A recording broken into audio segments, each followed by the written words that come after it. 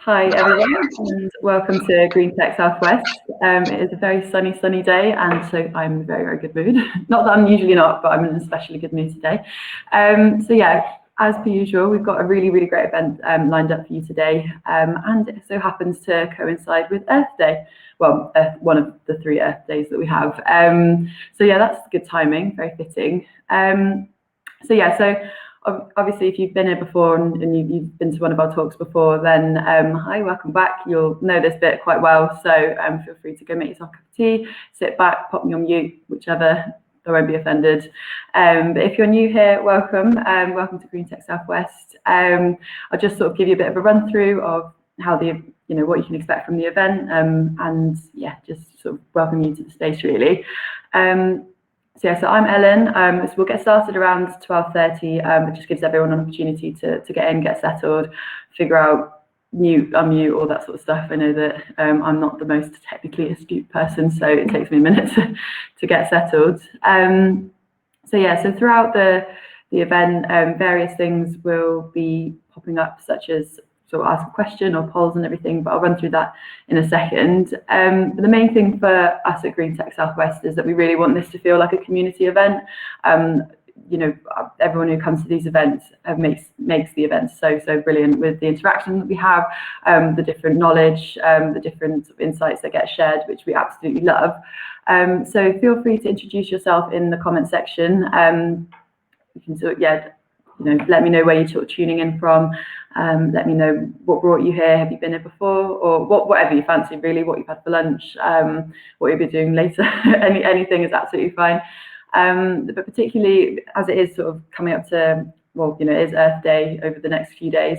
It'd be interesting to find out what sort of what sort of events anyone's been along to. Has anyone made any sort of Earth Day commitments, joined any challenges? I know that there's various eco challenges that sort of go out throughout April, which I've forced a fair few people into in my time, particularly just sort of around reducing plastic or bringing down your water usage and everything. So I know the eco challenge is one of them. I'll pop a link down a bit later, but if there is one that someone's joined, or if there's any sort of commitments that you've made to yourself and to the earth, I guess, over because of Earth Day, it'd be good to know that as well. It's always good to get ideas. I've sort of committed to creating a more of an environmentally friendly space for all the animals in my absolute poor excuse for a garden. I can't grow anything in there, unfortunately, but I've just put out various sort of bird feeders and squirrel feeders and that sort of thing. So hopefully that's me doing my bit this time until I can get something a bit better in my garden. So yeah, if you've just joined us, welcome. As many of you will know, this is me just doing the preamble, the pre-ramble, whichever you would like to call it. So as we'll get started at around 5 minutes. But I'll go through some of the sort of structure of what we do and what you can sort of expect. So throughout the talks, you'll have the opportunity to ask a question. If you do have a question, there's an ask a question section at the bottom. If you put the question in there, that means that we can use that for our Q&A session at the end. We do try to sort of trawl the comments and make sure that any questions missed go in there, but that does really help us out. And then equally, if you think there's a question, sometimes a lot of questions get asked and you only have a limited amount of time. We appreciate it's your lunch. So if there is a question that you particularly like, or particularly like to know the answer to, we have an option to upvote it as well. So that means that these questions will get answered. So the more favoured one.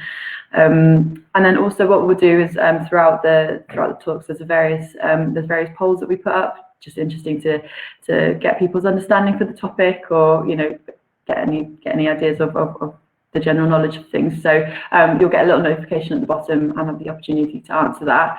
I do make polls available, or the answer to polls available in a follow-up afterwards. So if you are curious, don't worry, that will be accessible. And what usually happens is we get a really great amount of interaction in the comments, lots of amazing links and resources that are shared, just little tidbits of knowledge. It's really great to see. So if there is something that you think someone might benefit from, or there's something you want to shout out, or you found particularly useful, or anything related to the topic, feel free to pop a link down or note down in the comments. I'll go through them at the end and make sure that anything that might be of interest is available to people. So yeah, definitely get a lot of my knowledge from that. So it's really great. So another thing, there will be, we'll do sort of like a 60-second intro piece just before the talk start as well.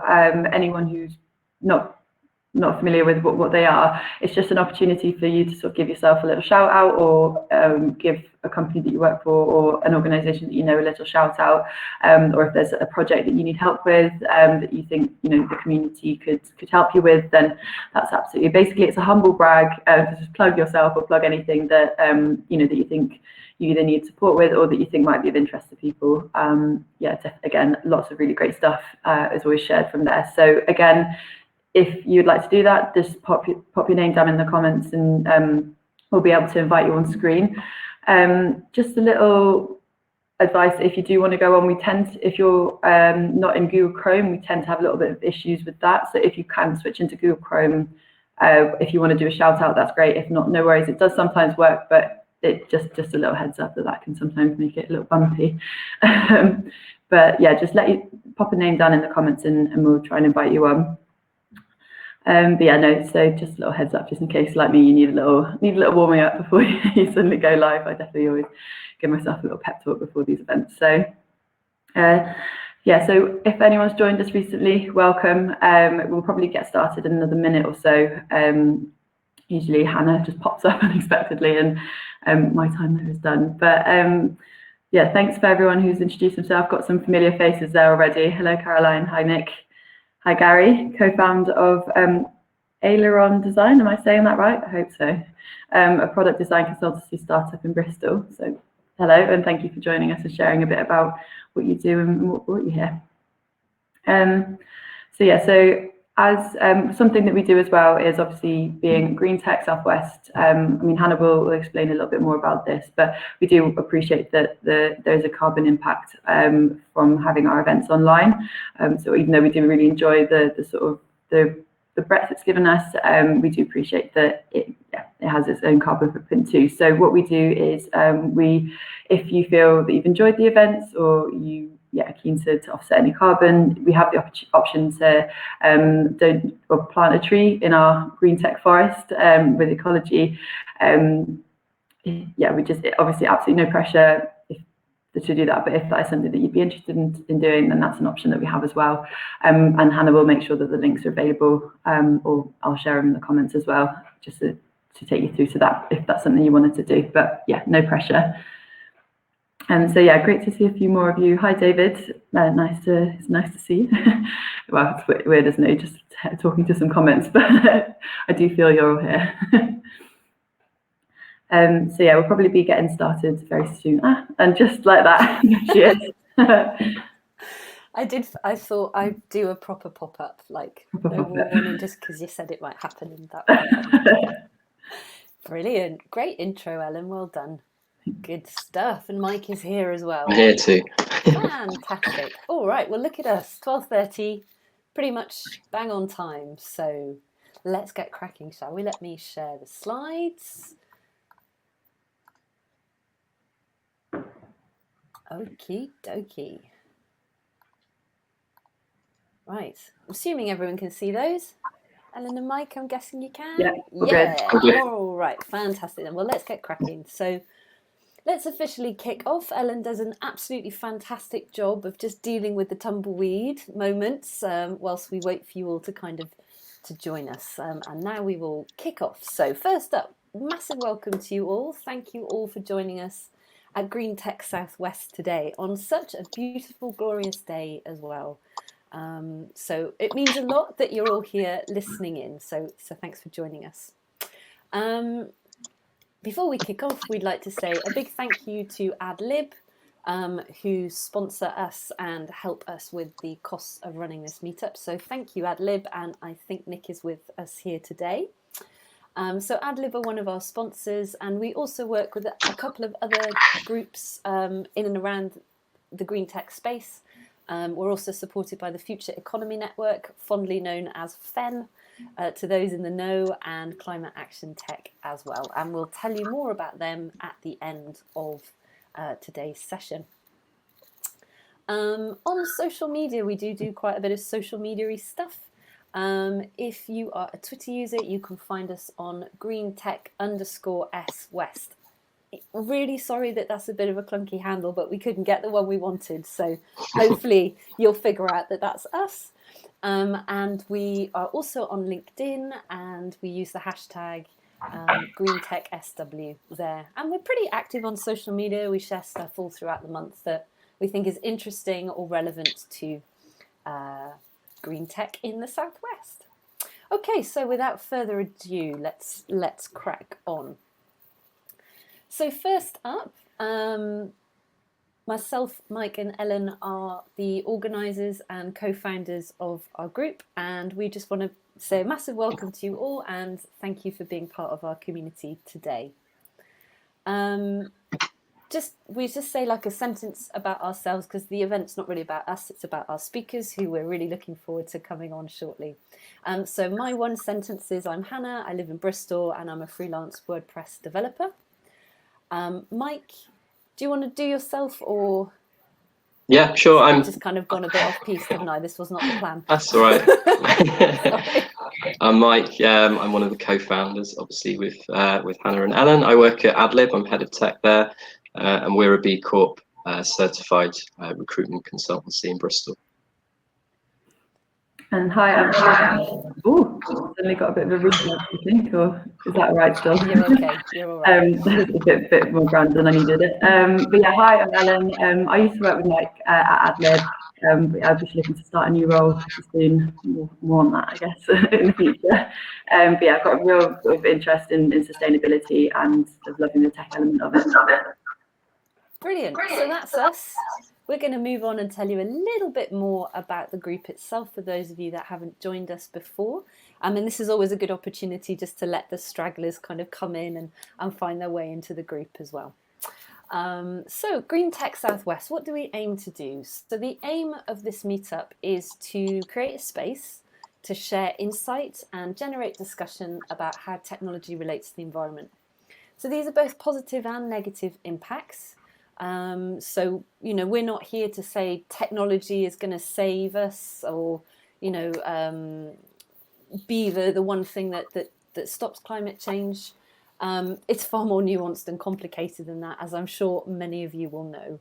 But we are here to kind of discuss these issues and to help people find solutions or hear about solutions that they may not hear about from other places. And at the heart of everything that we do is that we are here to build up a community of people. Obviously, over the last year, that's been a little bit tricky because we've been online, but we're ever so grateful to all the feedback that we get from people and to those of you that really engage in the comments as well, because that's the closest thing that we can really do to having a sort of chatty buzz going on around our events. So please make use of that comments feed and chat away.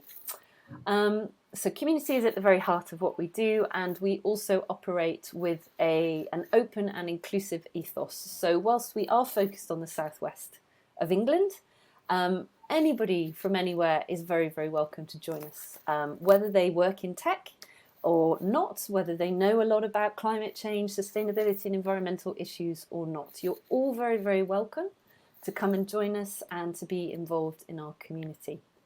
We love different viewpoints and people coming from different industries to join in the discussion.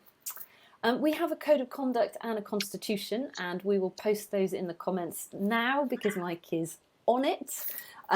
So if you are interested in having a look at those, feel free to. Essentially, just be nice. That's all we ask. We appreciate that different people may have different viewpoints, and that's absolutely cool, but we just ask that people treat one another with respect, that those viewpoints will come from different places with good reasons. Okay, so that's Green Tech Southwest. Moving on, right, our famous community 60-second intros. So I've already seen that Gary has requested to come on. So Mike, I think you're doing the clicking. If you want to find Gary whilst I explain, that would be amazing. Yeah, thank you. So our community 60-second intros, as we say, these meetups are meant to evoke a feeling of community and bring people together. It's a little tough to do it on the screens, but we do have at the beginning of every meetup these 60-second intro slots. And these are an opportunity for you to come on screen. So we'll invite you on screen, enable your microphone and your camera, and for you to share something like a green tech project or initiative that you're working on. Maybe you want some help or some guidance, or perhaps you have some knowledge or resources that you'd like to share with others.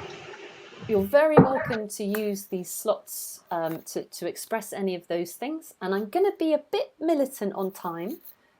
Sometimes we have a lot of people wanting to use the slots, sometimes we don't. So I'm going to try and get us to stick to 60 seconds as much as we possibly can.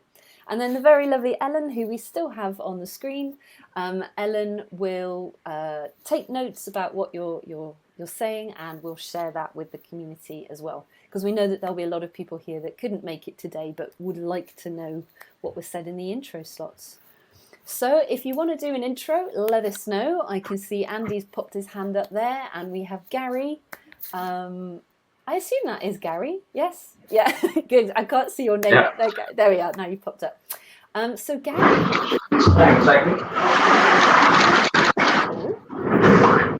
Quick bit of background tidying. Like it. Very good. So Gary, thank you very much for joining us. Over to you for your 60-second intro. Great. 60 seconds should be plenty. Last year, I founded with another guy, a small product design consultancy in Bristol.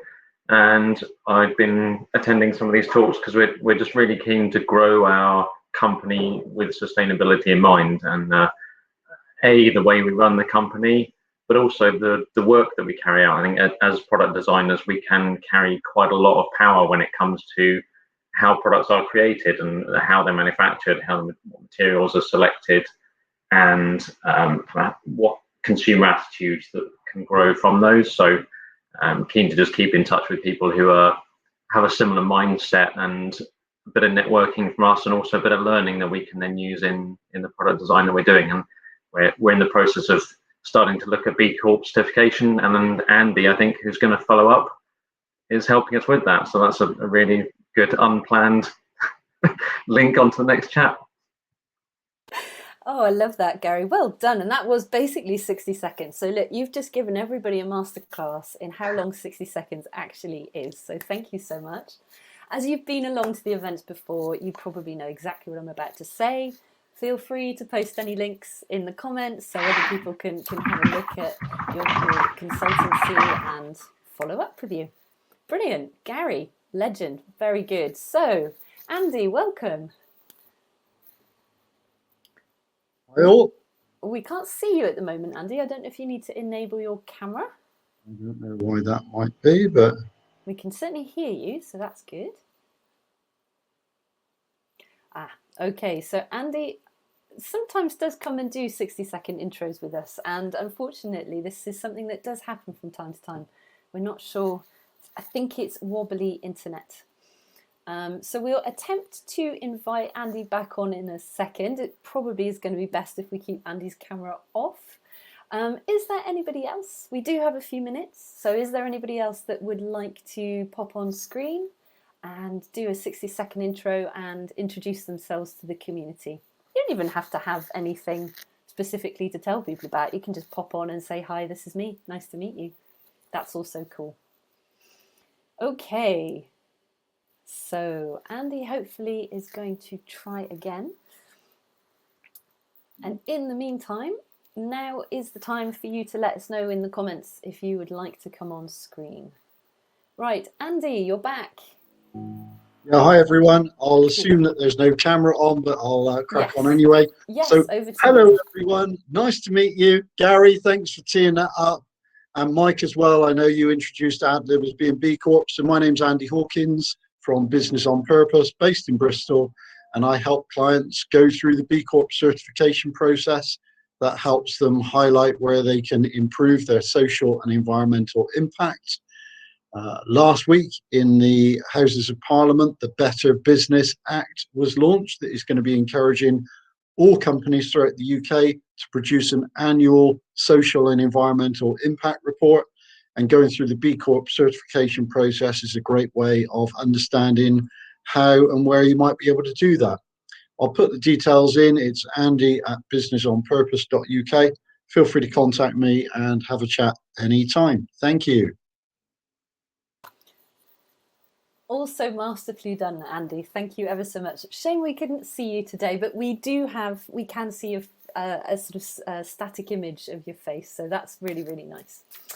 And Andy, you're a frequent visitor to Green Tech Southwest, so you'll know the drill. Please pop any links, if you've already done it, into the comments section so people can follow up with you if they want to. Okay, so I didn't see any other requests for doing 60-second intros today, so we will leave it there. Yeah, I'm just kind of like biding my time, just in case there's a last minute message. I don't think there's going to be. Right, let's move on then. So short but sweet today, but still 2 absolutely fantastic intros. So thank you very much, Andy and Gary. So moving on, I'm going to hop on to the next slide, which is the main event, what you've actually come to see today. So we're very, very pleased to have Anthony and Louise join us today from Cistor. So we are going to invite Anthony, Louise and Mike on the screen as well. Here we go. Everyone's piling in. Excellent. Mike, I'm going to hand over to you to do the intros and I will remove myself from the screen now. Great stuff. Thanks, Hannah. Hi, Anthony. Hi, Louise. How are you doing? Hi there. Very well, thanks. Good stuff. Thanks again for joining us. Really excited to hear about this particular topic, which we haven't featured. I think, Louise, you mentioned you saw Jerry's talk back in December, which was along these lines. But yeah, really fantastic to hear about Cistor and circular economy. And obviously, it's quite well timed with the right to repair kind of legislation going through this summer. Which yeah, I guess is probably quite good news for you as well from a business point of view. So yeah, no, we're really excited to hear from you. I won't steal your intro, so I'm going to hand over and minimise myself. Just a reminder, if you do have questions sort of throughout, Louise, who's kicking off, and then Anthony's part as well, if you can pop them in the ask a question section. If you forget to do that and put it in the comments, don't worry, we'll lift it from there, and we'll get through as many as we can at the end. And yeah, fantastic. Really hope everyone enjoys it. And thanks again. Over to you guys. Great. Thank you very much for inviting me. No problem.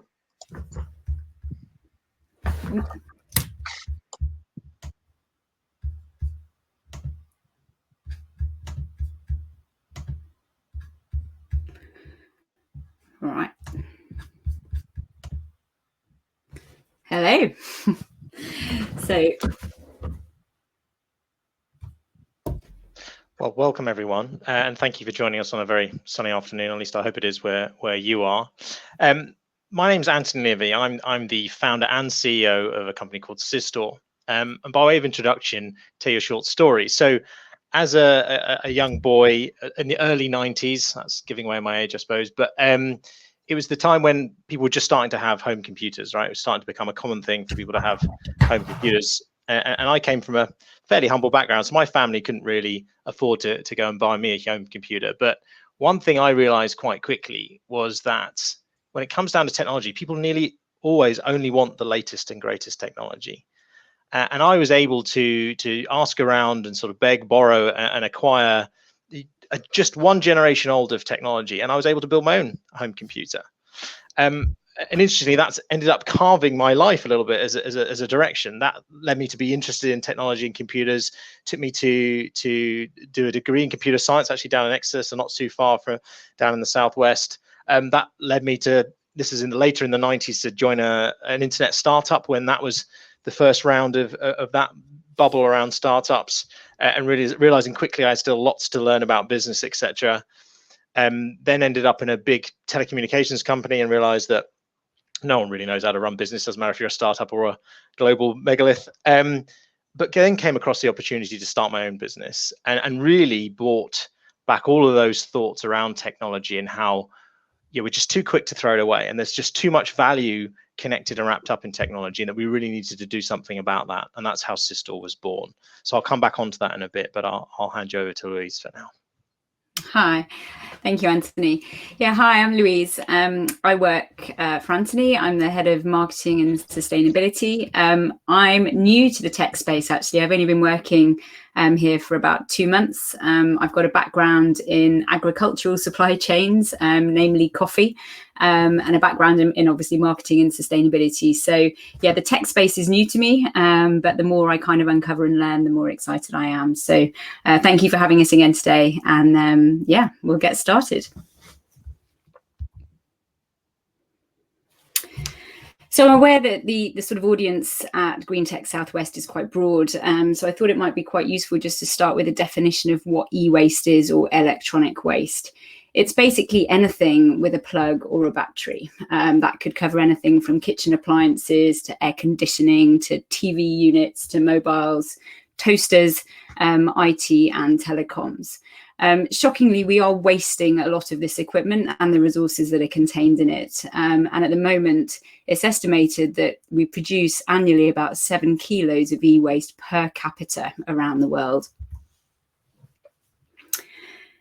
Just to emphasize that point, it's a growing problem as countries and countries develop and become more economically wealthy, as countries industrialize, the rate and the volume of which we consume IT or electronics increases, and they are hard to recycle. We're expecting the volume of e-waste to double in our lifetime, and it's currently at 50 million tonnes a year. Less than 20% is recycled. The estimate is around 17%.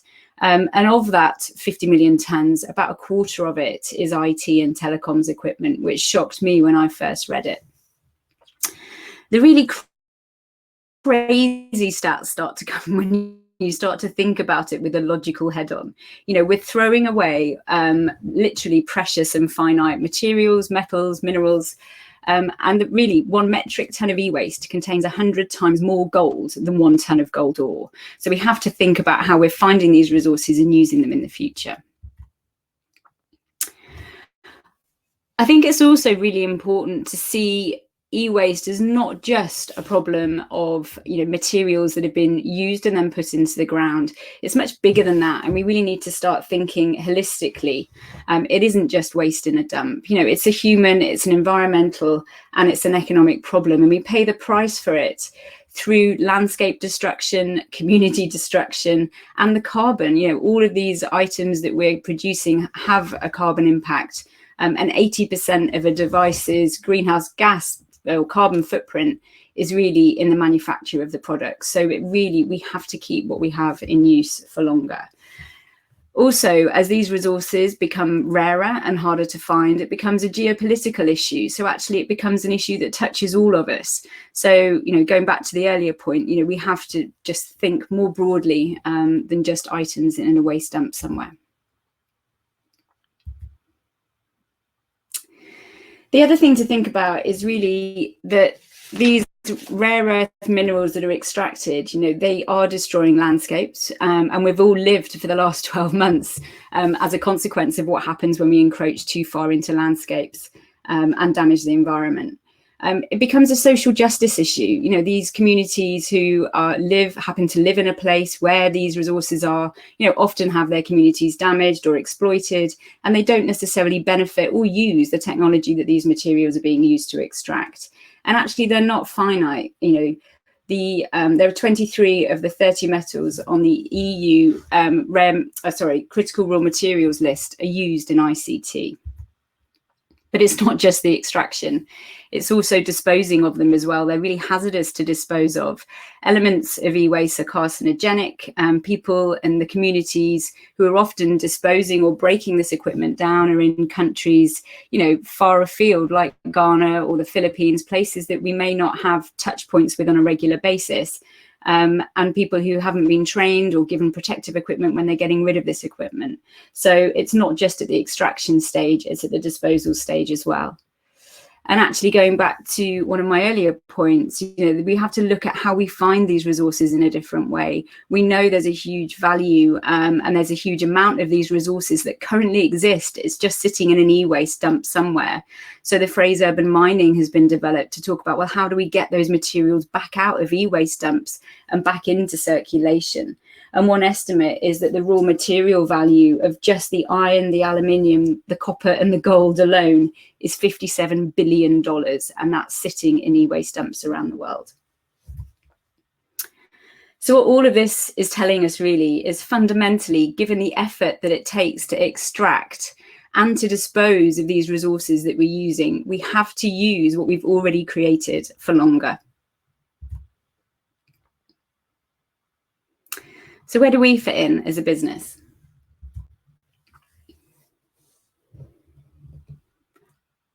We're all heavily reliant, our lives are run on network infrastructure and communications equipment. It's the building block of our society, and it's how we live on modern life. There's been a lot of noise and a lot of commitment from certainly a lot of the bigger brands recently around actually how are we going to green up technology. So there's talk about using there's big commitments that have been made to using renewable energy in data centers. Some friends of ours at an organization, TechBuyer, they've done research on the performance of data centers using remanufactured technology versus new, and it's the same. We heard from Jerry back in December at Green Tech Southwest on the importance of rationalizing data and only creating and storing data that we think we're going to use in the future. And we're all, certainly those of us who have kind of got a bit of a sustainability mindset, are very conscious of not upgrading our devices until they break and not just being a magpie and being attracted to the next shiny big thing. So we're seeing really positive ripples in our community and big statements that's making it better. But I must admit, the area that we're working in as Cistor is the sort of the unseen part, the stuff that people don't really know about. And I'll hold my head up and say, I was the same. As far as I was concerned, there was a cupboard in our office that had some shiny lights and some stuff that, was quite hot. And it turns out that's networking equipment. And it's the bedrock that glue, it kind of holds all of the devices, the data and the data centers together. And it's vital to modern day society, but we don't really think about the consequences of using it.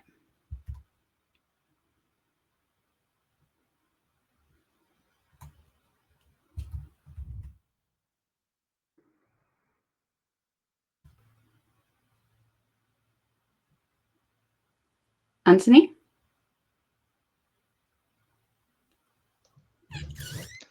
Thanks, Mike. So, hi, everyone. Just to reiterate that last point that Louise made, the key thing is about all these devices and all these things we take for granted today, including our phones, is the interconnectedness of them.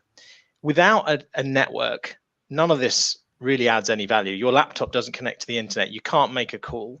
Networking equipment is the sort of unsung hero of our internet age. It is the bit that enables this interconnectedness, and it's largely hidden, as Louise said. It sits in cabinets on your street, and those green cabinets on your street. It sits in big cupboards and sort of intermediary data centers in your buildings that you work in. It's the wireless devices and the routers that you might happen to see. That is what Cistor does. We provide networking equipment, but we do it slightly differently. And let me explain how. But before I do, we start with the impact, right? Our business is about reducing the impact of technology on our world, right? And to date, we've saved more than 600 tons of networking equipment becoming waste, right? Now that sounds a lot, right? 600 pounds, that sounds a lot. It's actually even more when you think about it from a kind of volumetrics point of view. What kind of space does that take up? Now, I'm hoping some of you know what the Royal Albert Hall looks like. Perhaps you've even visited it. Well, you couldn't fit 600 tons of networking equipment in the Royal Albert Hall. Okay, it's volumetrically much larger than that. So it's a substantial amount of waste we've prevented. So you can tell we're quite proud of that. But actually, we need to look a little further, because I think it gets even more interesting when you think about what did it take to produce 600 tons of equipment. think back to what Louise was saying. Think how much land had to be mined to extract the materials to produce 600 tons of networking equipment. You multiply that factor up, it's a huge amount. Multiply it further by all the transportation of those materials, the conversion of those materials into the components that are needed in technology, the fact that those components are shipped around the world in a crazy spaghetti of transportation, and that the manufacturing process of that, all the time producing CO2 and using energy, for then it to be shipped again to get to some kind of distribution point, and finally perhaps into our hands, where maybe we only use it for a couple of years and then we just throw it away. Okay, so the e-waste is the most visible part of that process, but it's actually the bottom of a very big pyramid of impact that technology causes. So our approach, how do we avoid this waste? Our approach is to enable customers to use authorized remanufactured equipment. Now, I'll come back to the definition of that in a minute, but basically we're talking about a really trusted used equipment. Okay, now this technology comes from the big brands in this space. So in computer networking, that's Cisco, HP, Juniper, IBM, Dell, people like that, some of which you'll have heard of. They run programs already to remanufacture, to take their technology back and get it to be used again. They're doing it as part of their sustainability commitment. But the key thing is we should all be using it, right? But I mean, I won't do the poll now, but I imagine not many of you have heard of remanufactured networking equipment, right? So not many have heard about it. And in fact, a lot of people, if they do hear about it, their immediate thing is, oh, used equipment in my network, or I'm not sure about that. What can I rely on it? Can I trust it? What about my data? Is that safe?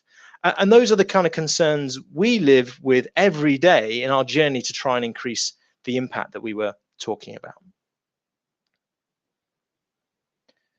So, when we talk about sustainable IT in our business, so there's a full spectrum of approaches, right? Remember, we're talking about physical devices, and we're talking about how to get them to be reused. On one extreme, any of us could pop onto eBay or Amazon and buy a device. You could go and get yourself an iPhone, a laptop, or if you're really that excited, a router or a switch or something a bit more core networking. But we all have to ask ourselves some questions there. It's like, well, do I know where it's coming from? Is it going to work? Is it going to be reliable? Will my data be safe? What happens if it doesn't work or if it fails? What do I do in the future if I have problems with it? There's a whole sort of mix of risks tied up in there. On the other side of the spectrum, when we're talking about reused IT, and particularly what we call sustainable IT, is the least risky, the zero risk option. And that is fully remanufactured technology. Now, remanufacturing is a very detailed process. Typically, this is done by the vendors themselves. They take the equipment back from the market. They cleanse all of the data.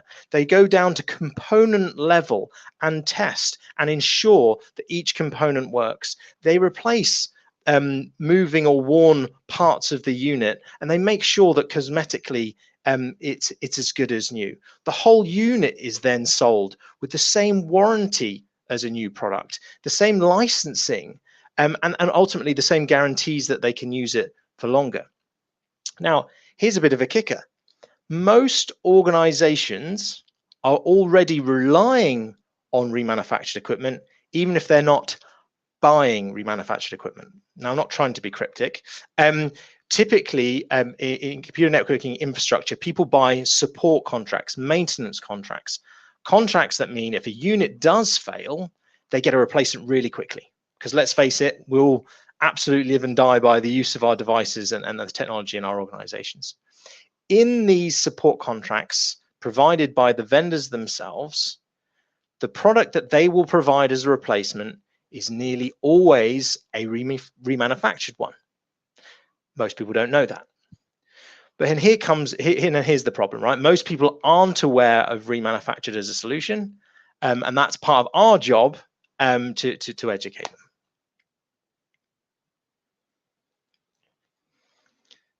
So if you come across any kind of person who's responsible for making the decisions around getting IT infrastructure, when they ask themselves the question of, oh, we need more capacity or we need more functionality, the word that comes out of their mouth is, I need a new, right? That is how we're all de facto, it's how we're wired, right? So I need a new one, right?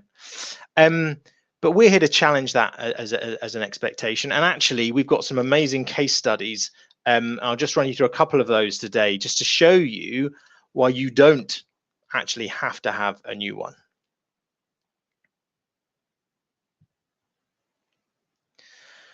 So, in case you can't quite see, this is a picture of an aircraft carrier. In the UK, we've just launched 2 of these, quite a rare event. They're huge beasts of ships. They are incredibly large pieces of metal, and these days they're incredibly complex. It takes a long time to build one. Typically 6 to 7 years at least. And in our scenario here, and where we come into play, the most recent 2 aircraft carriers, particularly I'll name one, the Queen Elizabeth, took that long to build, and when they came to take it to sea trials, they realized that the technology they'd specified at the beginning of that journey was no longer available to buy as a new solution, which is a bit of a problem when you've spent 15 million pounds on fitting out 7 data centers across an entire aircraft carrier. So this is where we enter the story. So we were engaged with the manufacturer because of our specialty, our specialism in providing remanufactured technology. So we worked hand in hand with the original equipment manufacturer and the Ministry of Defence to understand the scope and the scale of what they needed to increase the capacity of the network and the data centers on this ship, and the ongoing requirements for sparing to ensure that this ship could go out to sea and do its job.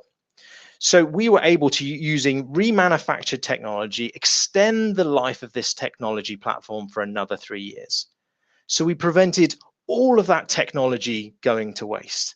All of those 7 data centers, that 15 million pound investment, didn't have to go to waste, simply through adopting remanufactured technology with the same support, the same guarantees, and everything else. It was a massive win for our government and the savings of cost, and equally it prevented a huge amount of wastage. I think the simple piece here is, though, that it really is the same thing. We are talking the same product codes, we're talking the same devices that do the same jobs, they have the same reliability. It is essentially the same thing. One may be fresh off the production line, but the other's fresh off the remanufactured line. It is the same thing, but for less money, and critically, less resources and less damage to communities and environments. It really does all boil down to trust, right? How do we get inside our heads this concept that something can be as good as new when it's not new? Right? The word used has connotations. A lot of us in our personal lives have got more comfortable with buying perhaps used clothes, or a used dinner table, or maybe even a used washing machine, etc. But when we step inside our organizations, this behavior often changes. And nowhere was this previously more true than another great institution of our country, the NHS. Now, we've gone on a real journey with a number of NHS trusts, and we've shown them what's possible through using remanufactured technology, right? And we know our NHS is under massive cost pressure. So by using remanufactured technology, we've been able to not only deliver the highest quality of solution for them, but also free up more budget to spend on the things that are so crucial, saving lives. So our equipment is in hospitals, in critical care units. We are trusting this equipment to keep us alive. I can't think of 2 better case studies of where we've been able to deploy this technology in the most demanding environments that we know. But it doesn't stop there. This technology is now being used in schools, in universities, in banks and stock exchanges, But it's still a very, very tiny percentage of what's needed. And to bring it back, again, we're not looking to tell people to do something really different here. This isn't a complicated change that we're asking people to make. We can replicate what people were looking for like, new and replace it with remanufactured, and they get those benefits. The cost savings and the much greater, sustainability angle from less resources and less waste.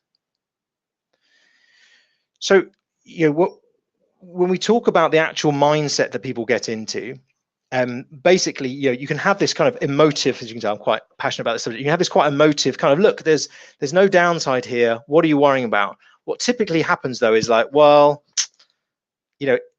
it's the sixth expression here. No one ever got fired for buying IBM, but equally, no one ever got fired for buying a brand new solution in their technology, right? But if they took a risk and maybe they tried something and they bought some used equipment, maybe they did try buying it off eBay or off somewhere else and it failed, they might get fired for that. So we do have to help people realize, that not all used equipment is the same. But I raise IBM here for a particular reason. They've just done a really interesting bit of research. Okay, so they have their own remanufactured technology program. We are part of their program. And one of the things they've been looking at is this mindset around what criteria are people using to make decisions, and particularly around used equipment. And look, no surprise, as we just talked about, reliability is the biggest worry, right? So I can say it till I'm blue in the face, but we need to get people on the journey to know that they can trust it. We know from our customers that we have the same mean time between failure of new devices as we do with our remanufactured equipment. It's no different. They also want the fallback plan. So they want as they always do, they want the support and they want the maintenance. But there is this expectation around cost saving, and they're absolutely right to expect that the fact that we're reusing these things should come with a cost saving.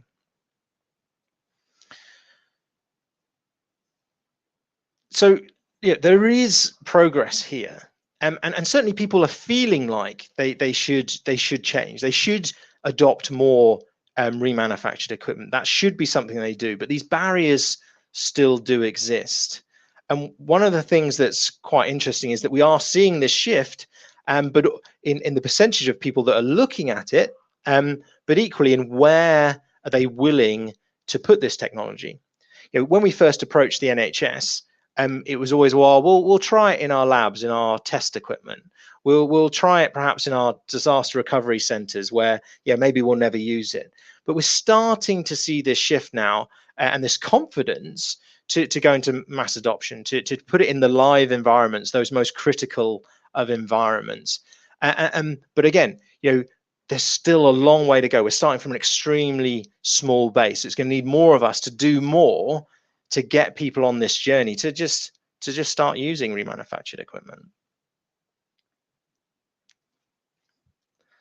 So, you've got to get, it's very easy to kind of have this, as I said, as a kind of a slightly a passionate kind of conversation, but it is really clear to hold the mirror up to individuals and say, look, if we could provide you a solution that was exactly the same for less money and had a lower impact on our planet, would you do it? Well, of course, no brainer, yes.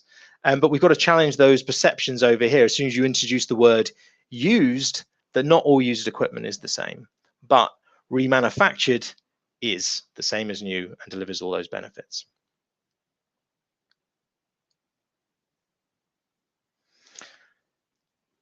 So we've got a long way to go, but the end goal is for remanufactured equipment to be that default choice.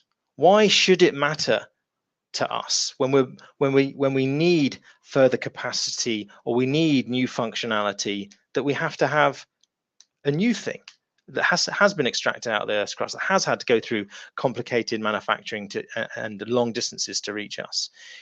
We've worked with customers to blend in new and remanufactured technology into their supply chain, but with the default of we maximize the amount of remanufactured technology that they can use. We make sure that the majority of what they have comes through to them.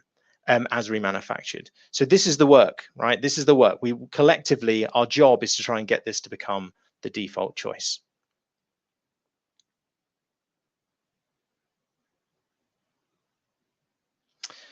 So, yeah, as we talked about earlier, the networking equipment is part of this puzzle, but it's not the whole piece. We've talked about devices. Critically, data is a big factor in here, and how we write software. I saw the questions pop up, and I see there's a note to Jerry McGovern's talk from last year. How we use data, where we store things, even the choices we make about when we use video and when we don't. All of those things impact the technology underneath. When you write new software, if it's inefficient, could trigger a need for new technology. So we all have this interconnected thoughts to have about what is the knock-on effect of the choices that we're making. But I guess critically, I ask you, and this is where I'm asking you to participate in this a little bit, is to start thinking about your decisions and what questions you ask yourself, but also the questions you ask of your organization. As Louise mentioned, that the simplest thing we can all do is simply just use our technology for longer. That is the biggest impact we can all do with the minimum amount of effort. If your laptop's starting to run a bit slowly, maybe it just needs some more memory in it rather than replacing the laptop. If your battery's really terrible on your phone, well, maybe you could just try replacing that. And the same is actually true in networking equipment. There's lots you can do to extend the life of technology. In our experience, typically 2 to 3 years further out. What can you do with your old IT equipment? Well, interestingly, even things that you might think are really, really old and surely no one wants anymore, there's some amazing charities out there that are great at repurposing them. So maybe you got it secondhand. You're thinking, well, hey, this was already secondhand when I got it. Surely it's no good to anyone else now. But for laptops, for example, they can just strip off the operating system, put a lighter operating system on it, and send it out to schools. And if any of you have been close enough to it during COVID, lots of families don't have enough laptops for their kids, and it can be a great way to get technology used again. And if you're really interested in that, I'm sure we can share some links around that. So I guess, to try and wrap this up, there is no downside in using remanufactured technology. Even the original vendors, the manufacturers, make good margins selling this technology. It needs to become the default choice. And actually, we need you to challenge your organizations to ask those questions. Are we using remanufactured equipment? You might get the pushback, oh, we have a policy against using used equipment. You say, well, where do you see used equipment? Are you talking about buying something off eBay or something that's backed by the manufacturer? And push that challenge in, because what we all do with IT has massive impacts. Just because we don't see them doesn't mean it's not there. Everything we do now does somehow touch technology, and therefore it's all of our responsibility to do something about it. So I would challenge you to start with asking the questions of your own organization and your own life about how you use technology, and know there are always options to reduce that impact. And with that, I will try and wrap up on time.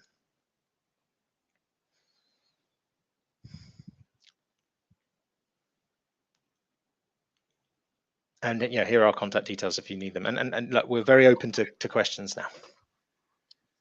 Fantastic. Thanks very much, Anthony, and thanks, Louise, as well. Really interesting talk. Fantastic case studies as well. And as you say, absolutely no downside that we can see either as to why this can't happen more. So it'd be great to see a round of applause in the comments. If anyone wants to put any sort of networking computer emojis, that might go down well. Great stuff, and we've had lots of great questions as well. So we'll get through a few now, and you very kindly offered to hang around after the talk just to finish them off as well. So thank you for that. Great stuff. Great. Well, I'll crack on with the first one. So the first question comes from Ellen. So this is to do with the rare earth mineral kind of mining that you mentioned at the start of the talk. Is there anything already in place which is geared up for urban mining, or is this still an abstract idea for now? I'll open that to whoever has the best answer there.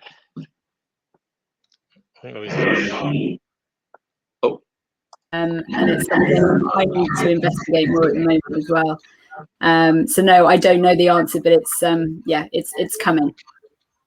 Great, thank you for that. Cool. Next one. What do you think needs to happen to push the problem of e-waste and ICT remanufacturing further up the green agenda? I'll offer that one to you, Anthony.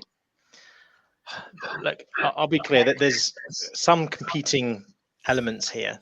So, whilst the major manufacturers all have their programs in remanufacturing and are pushing it hard, there is still competing elements inside those organizations, and of course in organizations like ours, but different, that just sell the new technology. So there's still this competing battle of, well, I make my money selling new equipment, why would I sell that equipment? So, but the real people that will make the difference is the consumer of that technology. The organizations that use this technology need to step up and ask for it. It's there, and there's not great marketing around it. It's not super visible, but it's there. So the question just has to be, I'd like to evaluate using remanufactured technology for this solution. It's as simple as that. And if you ask that question, the cascade effect is that the solutions are there. Yeah, fantastic. Sorry, Louise.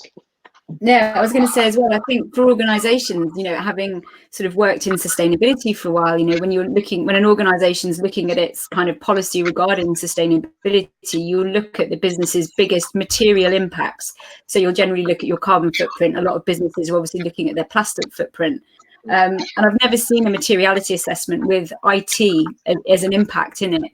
So I think, again, it's just broadening our reach of actually what does have an impact in our business and where are our biggest spends. Because for many organizations, public procurement being an example, IT is their second biggest spend behind estates, but you may not look at it as IT. So I think we've got to find a way to bring it into businesses as well as an issue. Yeah, fantastic. Yeah, it'd be really good. Actually, if anyone from the group watching this, decides to challenge their employer on their use of kind of remanufactured tech, and what actually comes back, and whether a positive change is kind of made from that, we'd love to get your feedback on that, and I'll pass that obviously back to Anthony and Louise as well. Amazing. And cool. We're happy to support. If you're having that conversation and you want some materials or some insight or even hands-on help, we're very, very willing to help. Great stuff, fantastic. Next question comes from Mike Edwards, who asks, how modular is current networking kit? Can you upgrade parts easily? Is this a feature people like the idea of but isn't used? Oh, such a good question. And it does depend. So certainly some computer network equipment isn't so easy to upgrade. But interestingly, typically actually can be used for longer than people expect. So there is a sort of fast tracking through product life cycles that's often done through technology vendors, which you can sort of understand from their point of view, but not necessarily from the customer point of view. So as I said, typically we extend technology platforms not by needing to go in and change them, just by providing more capacities, which might be some line cards or some components that can be upgraded, but it's a mixture. But typically the vendors that we support are extremely reliable technology, and if you don't mess with it, it will last for 10 years. So it does depend. Yeah, fantastic. Thanks for that. Anything to add, Louise? No. That's fine. Got a question from Chris Poynton. The biggest problem with old hardware is software support. iOS isn't upgraded or patched for perfectly viable old iPhones. It's a fair point. I'm an app developer. I can't even target iPhone 5 and earlier anymore. I imagine the same happens with networking firmware, and unpatched firmware is really risky as new attacks are identified. Are there any moves by the industry to ensure longer support, maybe by licensing third parties to upgrade and support old systems? Such a good question, and again, one that comes up quite a lot at EU level in terms of, it's kind of linked to the right to repair, because it's great that you can repair the device, but if I can't keep the software live, how useful is that? I guess there's nuances again here. So take a typical vendor in the networking space. They'll launch a product and they'll have a lifespan in mind already for that product from when they launch it, right? So let's just call that a 5-year window. So they'll say, well, here's the new technology, and we'll provide it as new for 5 years. What people don't know is actually when they name it saying, oh, this has gone end of sale, you can no longer buy it new. they won't end of support that. They won't stop supporting that software for another 5 or so years. None of the major vendors will actually end the software support at the same time they end the availability of the product. They know they can't do that. They know they'll burn customers. They don't necessarily communicate it that way. They say, oh no, you have to change now because we no longer sell it.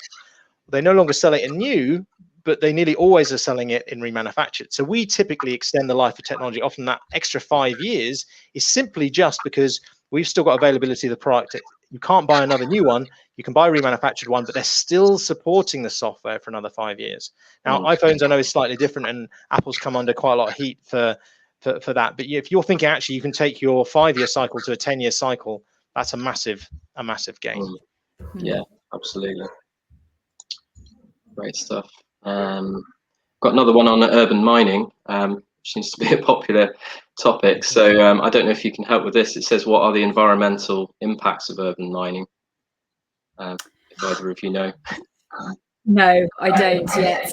I'm kind of getting my teeth into this new technology space, and it's sort of on my list of things to explore. I mean, we're sort of a step removed from that at the moment, because what we're trying to do, obviously, is keep this technology in use for longer, and we see sort of the recycling of it as the last resort. So really, it's going to have to have died quite a few deaths before it gets passed on from us. But yeah, it's one to explore, and when I find information out, I can share it.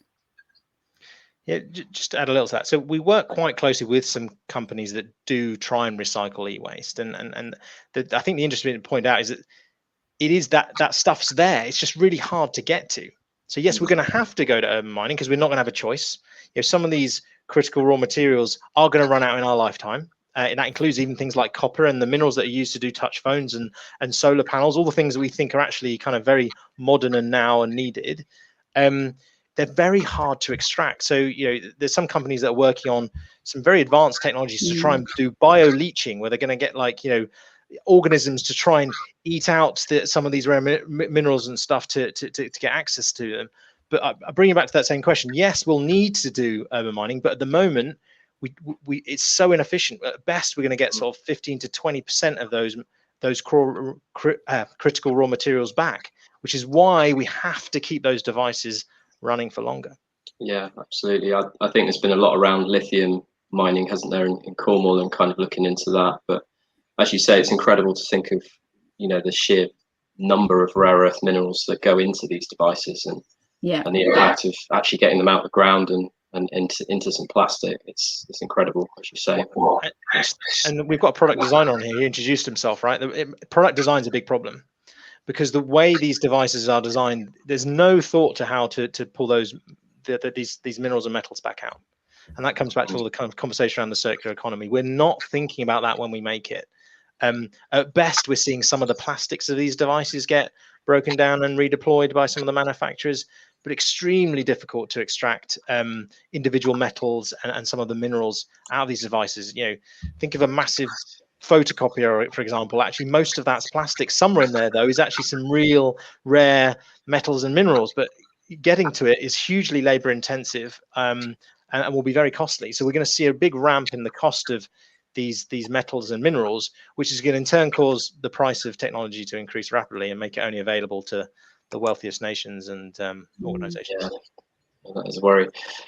Great stuff. I think we will thank you very much for answering those, and we have got 5 or 6 left. But I'm just going to invite Hannah back, who's going to sort of talk through some events that are coming up, wrap up the event, and then we'll pop back on and finish those off, if that's okay. Great stuff. So we'll see you again shortly. Cool. Oh, that was such a good, informative talk. Thank you both. I learned lots. This is a topic that I talk about a little bit as well when I talk about the impact of websites in particular. But yeah, you turned up some really interesting new thoughts there, and well, thank you so much. I mean, you do a cracking talk, and you most definitely did. So as Mike said, my job now is to bookend the event. So for those that need to get back to their day job promptly at 1:30, you'll have been able to sort of see the whole event and feel content, hopefully, to pop off. And as we mentioned, after I've done the bookending, we will bring Louise and Anthony back on for to run through our final sets of questions. I promise this won't take too long, but as we said, we like to be a community-driven meetup, and so we think it's important to talk about other events and other things that are happening that may be of interest. So this is a fun job. I always enjoy doing this, picking out other events and things that I've seen around, and of course Mike and Ellen will pick out and we'll all put things in together. We mentioned the Future Economy Network. If you are an organisation with interest in becoming more sustainable, it's definitely worth checking out the Future Economy Network. They do lots and lots of events, and they do really well. They have like morning events, lunchtime events, evening events, and of course everything is online at the moment. So there are 2 events there, the Carbon Roundtable, which is April the 22nd, which is Thursday, actual Earth Day. That looks like a really interesting discussion. And another event that caught my eye on the 6th of May, it might be that our faces are covering the dates. It's the 6th of May, 10 a.m. to 11 a.m, Green Financing for Greener Cities. At the top of that slide, something that caught my eye was a survey that FEN are putting out at the moment in support of Bristol City Leap ambitions. So for those of you that came along to Green Tech Southwest last month, you'll remember that we had James Sterling from Bristol City Council talking about Bristol's decarbonisation plans. And FEN have a survey going around looking for feedback to feed into that process. So definitely worth having a look. I've put a link to that in the slide, and Ellen will send around the slides after today's event.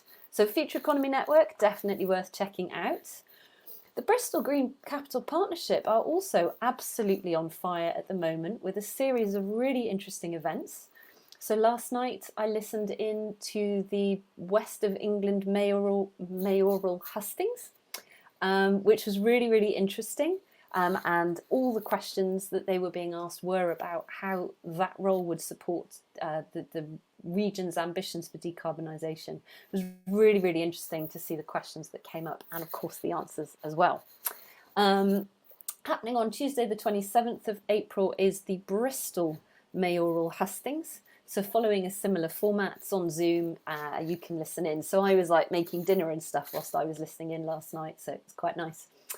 And I often mention the Green Mingle. If you're in the Bristol area and you're looking to meet other like-minded people, the Green Mingle's really fun. I always really enjoy it and never fail to meet interesting people doing things to do with sustainability across Bristol. Of course, much broader than tech, so you've got all sorts of interesting people coming together. So highly recommend the Bristol Green Capital Partnership. If you haven't heard of it before, do check it out. And of course, we mentioned at the beginning that Earth Day is this week, although weirdly Earth Day is 3 days this year. I guess that's because it deserves that much focus, right? Like, we've really got to crack on and sort out sustainability and climate change. So I've dug up the original, the origin website of Earth Day. I haven't explained that very well.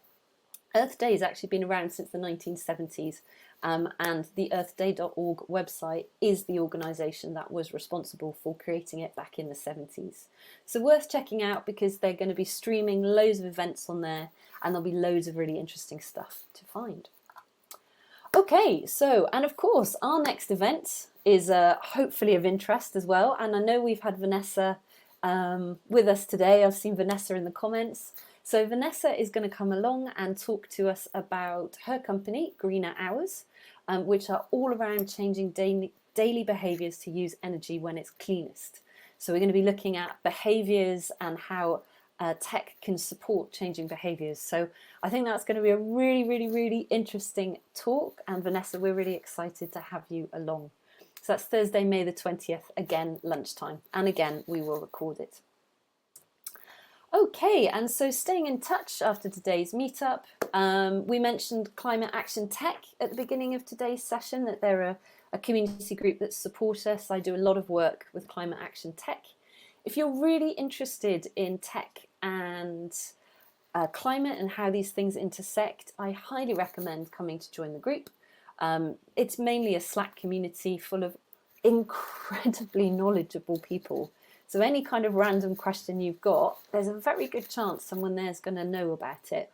So for those of you that are interested in finding out more about urban mining and landfill mining, I'd say that that's probably a community of people that will have some good pointers for you. So do check out Climate Action Tech if you haven't already. There's a few of you that are dropping off, no problem at all. I'm pretty much done. Last couple of slides from me. If you have any feedback on today's event, please tell us. It means a lot to us to hear from you. And we do take feedback as a gift. So if you have something that you thought, oh, guys, you kind of slipped up a bit there, please tell us, because we won't know otherwise. We're not in the room together where that sort of casual feedback comes across. So we really appreciate it when people tell us. And I already dropped a message about this in the comments as well. We have a forest. So Ecology are a Bristol-based company. We have planted our own forest with them to offset the emissions from this event. Actually, the emissions from these events aren't massive. It's about 10 kilograms per event, so it's pretty small. But all the same, we want to do our bit. So if you've enjoyed today's event and would like to show your appreciation, you can plant some trees. And I think you can plant a clump of trees for like 3 or 4 quid. But no pressure to do that. These events will always be free and they will always be open to all. We just thought we'd offer that option in case people wanted to. So thanks so much to all of you that have come today. And there's still a fair number of you on the line listening in. So awesome that you're all still here. And as if by magic, Anthony and Louise have appeared back on the screen. So we will run through our final set of questions with them. Awesome. So thanks everyone for joining us and for being a part of our community, and we hope we'll see you all again soon. All right. So Mike, Anthony, Louise, I am handing back to you. Thanks very much, Hannah. Some great events coming up there. So yeah, fantastic. Yeah, we'll just fire through these final questions. Thanks for everyone who's hanging around. So yeah, just cracking on. We've got one from Ellen again. How can we safely dispose of e-waste which can't be remanufactured or reused? I think I'd slightly challenge that, right? I guess it depends on what it is, because as we said, it could be a cable, it could be a washing machine, it could be a network device. So I would argue that most stuff can be reused.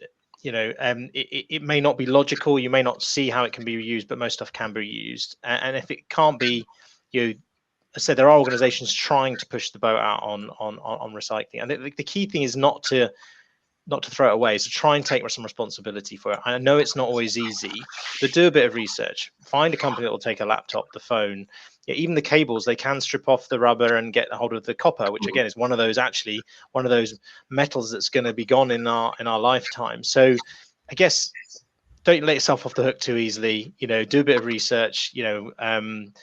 See if you can find someone that can do either of those two things. The last thing we don't really want it to do is end up in landfill. Right. Yeah, no, fantastic. Thanks for that. Got next one. How committed are the NHS to using remanufactured tech? Could it realistically become a default policy for them? I know obviously you're working with quite a few trusts, but is there a suggestion that could be trust-wide or can be absolutely the policy for them?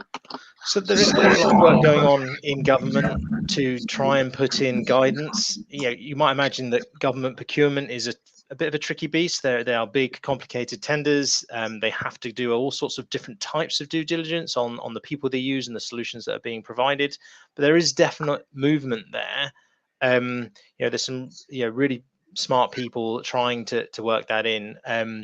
But it does need more support and it does need more visibility. I think the problem we talked about around this, you can't put used equipment in the same bucket. You can't just say, well, used equipment is used equipment. I mean, the danger is sometimes that government mandates, right, well, we must use X percentage of non-new equipment. And that might introduce some equipment that isn't trustworthy, isn't reliable, or isn't supported. And if that fails, well, then our whole progress takes 2 or 3 steps backwards because we lose that trust. So look, there is progress, but I think we're quite a long way from there being a kind of broad agreement across the NHS, because they do still buy largely separately, that everyone will move towards remanufactured. Honestly, I think, and I've talked at some of their events and some of the local government events too. There's a lot more awareness that needs to happen first. Awareness, trust building, and then we can look at a bit more of mass adoption. But I think what is encouraging is the government have created a strategy document about how they green, government purchased IT. So the government are actually, really quite pioneering in this field at the moment, which is really encouraging. It's just, as ever, we need to keep the momentum going to sort of build that movement. Yeah, that's really good to hear, actually, Louise, that it's still priority given everything that's going on. Yeah. Yeah, that's fantastic. Thanks for that. Great. We've got a question from Matt, who says, what role do intellectual property and right to repair laws play in the market growth for remanufactured products? Well, I guess there's a bit of careful on the definitions here, right? So our definition of remanufactured is that it is nearly always done by the original manufacturer. So they have no concerns in terms of IP and intellectual property, and because it's their IP. I mean, they sometimes contract out third parties to do some of the process, but it's all organized, controlled, and actually driven by them. The right to repair is important because, when we go beyond organizations, it doesn't mean that for individuals that a laptop that hasn't necessarily been blessed or remanufactured by the manufacturer isn't still fit for purpose for a school or for an individual. And that's where it's really important. So if we see it sort of a cascade effect, someone uses it new for 3 or 4 years, then perhaps it gets remanufactured by the manufacturer and is used in an organization like a business or something. And then there's another tier of, can it be used again? And it gets handed down through the generations. At some point, you don't need to put in as much to get what you need out of it. And the reliability levels aren't needed as high. And therefore, those rights repairs become critical to extend that last leg before it really doesn't have any usable life left, and we'll have to resort to some kind of recycling or componentization of it. Yeah, fantastic. Thank you for that. I'm going to skip the one which Hannah's answered actually on getting MacBook Pro serviced. So yeah, we'll move on. We've got one from Andy.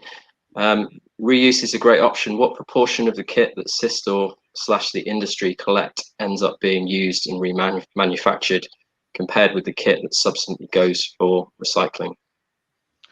Oh, that's a tricky question. I mean, from our point of view, I would say more than 80% of what we deliver to customers is remanufactured. More than 80%. Yeah. Okay. Now, the rest of that is really us blending in you to complete a solution. So maybe we've got 70 to 80% of the solution, but we have to take some of the componentry or some of the things that they need to deliver the solution. In terms of what's taken back, I have to be a bit careful, right? So I know for a fact it's a low number. So the amount that is actually brought back effectively, and this is really the chicken and egg scenario, unless we demand more, the manufacturers won't bring more back. That's their argument anyway. So we need to increase the demand. The supply is there; it's out there. Yeah. We need to increase the demand, and there's plenty of supply. Fantastic. But the numbers are low today. Yeah. Okay. No. Brilliant. Got one last one from Andy as well. As tech is constantly moving forwards, how future-proof is the remanufactured kit?